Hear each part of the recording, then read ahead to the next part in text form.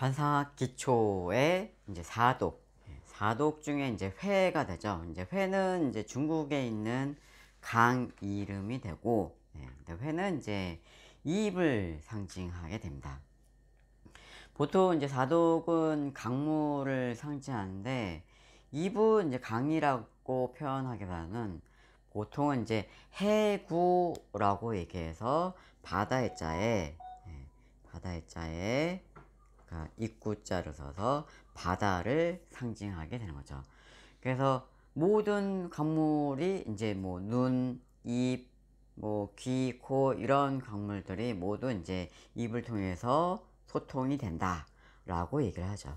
그래서 이제 입의 모양은 기본적으로 상순과 하순, 즉 윗입술과 아랫입술을 보게 되는데, 그래서 상순은 이렇게 활 모양으로, 옛날에 이제 각궁이라고 했죠. 그 각궁의 모양처럼 이렇게 뚜렷한 모양이 확실히 있어야 되고, 그래서 아래의 하수는 두툼하고 네모난 듯한 모양을 갖춰야 됩니다. 중요한 거는 윗입술의 활궁 모양이 뚜렷하게 되면 이런 입술을 상수원을 위의 입술이다 라고 얘기를 하고, 상수원이라는 숫자도 여러 가지가 있는데 이렇게 달월변을 쓰는 경우와 입구자를 쓰는 경우가 있는데 요 두 구자를 지금 보통은 혼돈해서 쓰기도 해요. 근데 상관없습니다. 그래서 아래 입술은 하순이라고 하죠.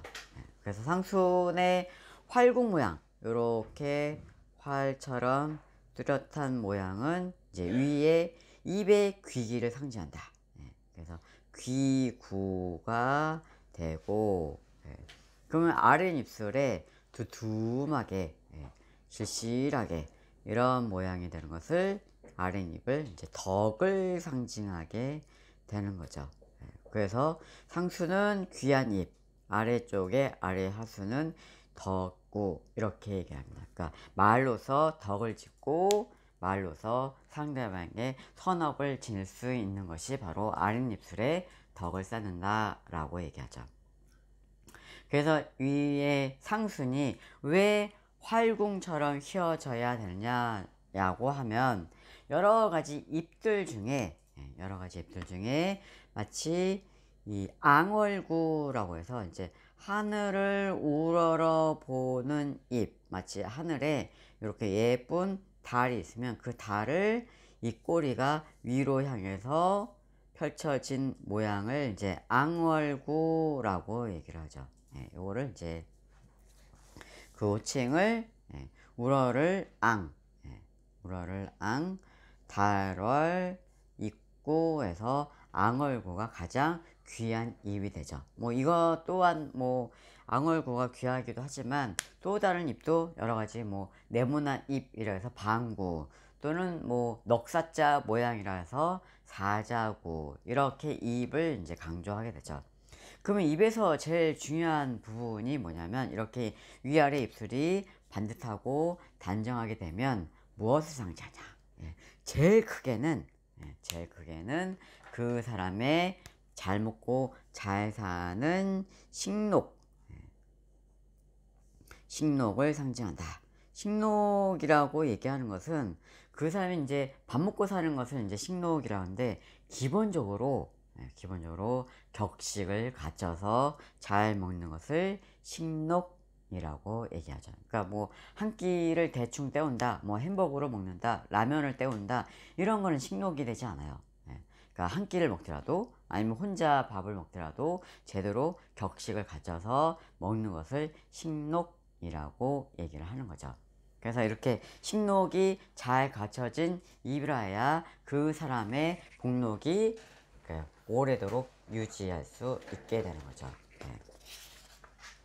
그러면 이런 입들이 서로 조화를 갖춰야 되는데 뭐 가장 기본적인 거는 이제 뭐 위아래 입술뿐만 아니라 뭐 치아도 있고 입안에 혀도 있고 다양하게 보는 방법인데 진짜 가장 주의할 거는 입이 벌어지면 안 된다는 거죠. 그러니까 입이 가지런하게 닫혀 있는 거, 입을 이렇게 꾹 다물고 있는 입을 이제 수구라고 해요. 약간 어려운 단어인데, 이 뭐 단어는 어렵지 않아요. 이 숫자는 거둘 숫자예요. 뭔가 걷어들이다, 뭐 가을에 추수를 하다 할 때 숫자가 되는 거고, 입은 이제 구자가 되는 거죠. 입을 꼭 다물고 있다라는 뜻이에요. 이렇게 입 모양이 있으면 입을 꼭 다물고 있다. 입을 이렇게 항상 해 하고 벌어지고, 입을 다물지 못하게 되면 치아가 보이고 혀가 보이고, 이런 거는 수구가죠. 이런 건 몸 안에 모든 기운이 소진되고 사라지기 때문에, 이런 입을 항상 벌리고 있는 입은 식욕이 부족하다, 식욕이 넉넉지 못하게 된다 라고 얘기하는 거죠. 그래서 입은 꼭 다물고 있어야, 그래야 모든 기운을 내 안에서 감춰지고 순환을 시킬 수 있게 된다 라고 얘기할 수 있는 거죠. 관상학 기초의 사독, 사독 중에 이제 재에 해당되죠. 재는 이제 중국에 있는 강 이름이 되고, 재는 바로 이제 코를 상징하게 됩니다. 그래서 역시 이제 코도 이제 강물에 해당되는데, 왜 코가 산이지 왜 강물이냐?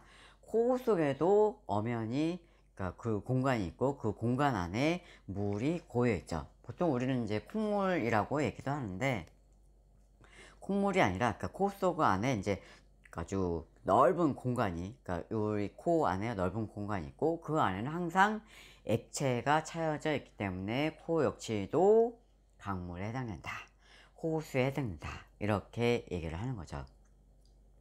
그래서 이런 코의 모양에서 제일 중요한 거는 이제 어디서부터 시작되느냐? 바로 눈썹과 눈썹 사이에 인당이라는 부위에서부터 시작이 되는 거죠. 그러니까 코가 수려하게 길고, 그리고 뭐 인당과, 그리고 선근과 연상과, 그리고 수상,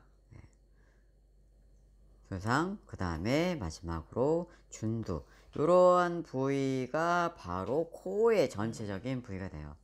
뭐 인당이 뭐 코에 속하지 않은 건 있는데, 그렇지만 이제 어쨌든 이 인당이라는 부분에서부터 시작이 된다 해도 과언이 아니죠.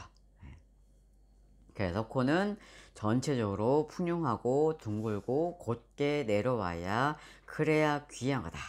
그래서 제일 중요한 거는 좌우 대칭, 얼굴에서 좌우의 대칭이 제일 중요한데, 그게 코의 가장 중심축이 되기 때문에 그러한 얘기를 하는 거죠.